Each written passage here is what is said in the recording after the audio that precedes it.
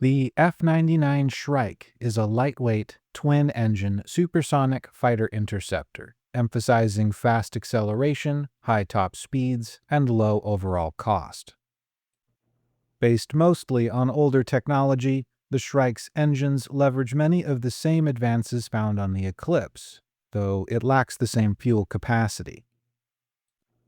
As a result, the Shrike will rapidly consume its limited fuel reserves when supersonic intercept is required, but can fly very aggressively while its afterburners are engaged, making it a potent, high agility, low stamina dogfighter and dangerous interceptor for its size and cost.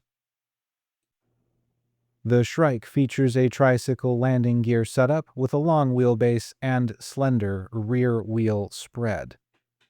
Reinforced landing struts and short wingspan keep the weight focused along its centerline, with rear tailhook options allowing the Shrike to be launched and recovered by large aircraft carriers.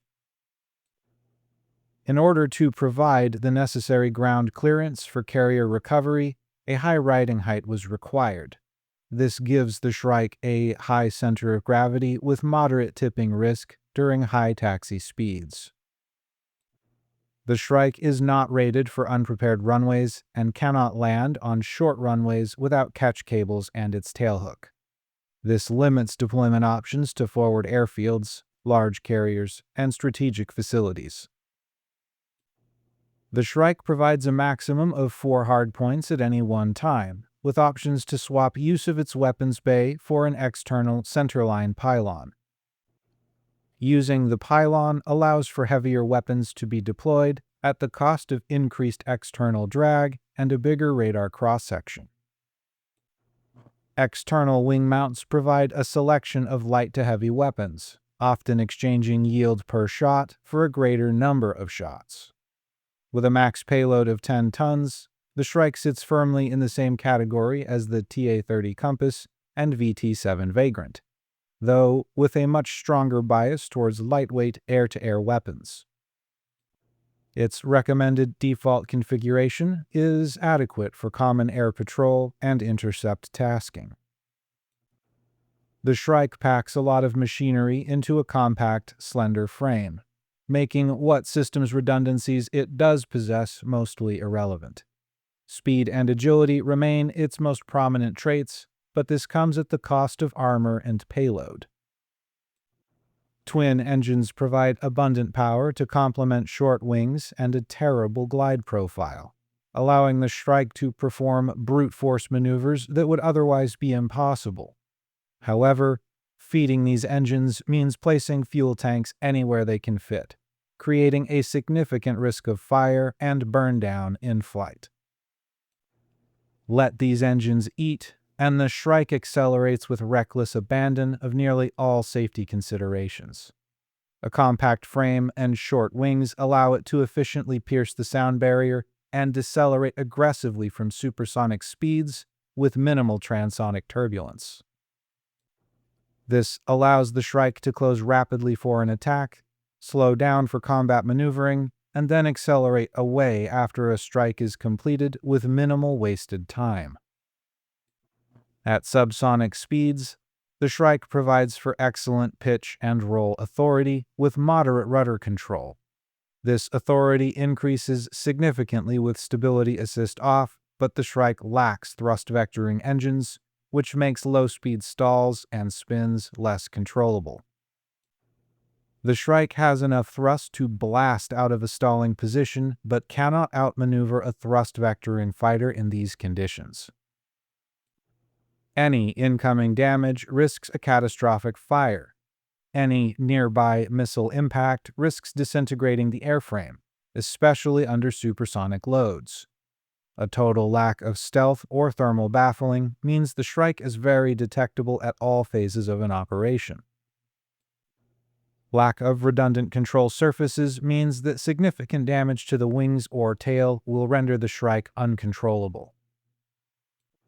Taken together, these traits make the Shrike ideal for patrol and short to mid-range air defense operations. High speed and low cost mean the Shrike can deal with isolated threats and apply pressure quickly at the line of contact. Integrated radar grants the Shrike limited counter-stealth capability and options to engage a target from beyond visual range. However, it has only been certified for medium-range missile systems like the Scythe. Onboard radar allows this aircraft to leverage the full capability of a Scythe missile without using data link. However, the Scythe itself lacks reliable performance beyond 20 kilometers range in practical combat. Pilots looking to use the Shrike will need to accept similar constraints as the Revoker. High signatures confine the Shrike to Allied airspace and will draw attention quickly along the line of contact with enemy forces. Shrike fighters favor short but highly targeted attacks when used behind enemy lines, and will wither under concentrated fire from hostile forces. Over Allied positions, the Shrike benefits from proximity to its logistical support, shortening rearm times and allowing pilots to focus fully on air intercept without concern for ground defenses. This enables groups of these aircraft to become a significant threat, even in the late game, where they can form a bulwark against enemy movement into Allied positions. Low cost per unit means the Shrike can provide the advantage of numbers to attack hostile aircraft from multiple directions while splitting any retaliation.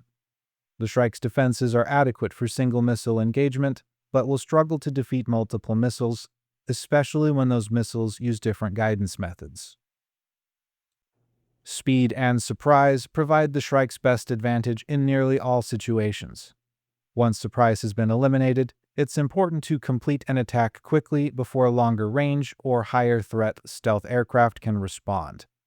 Do not linger behind enemy lines, and be willing to abort if other aircraft or thermal missile systems are positioned to obstruct.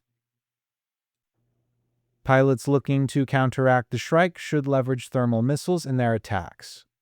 The Shrike lacks subtlety and is highly detectable to low-power radar systems in addition to its unusually high thermal effects.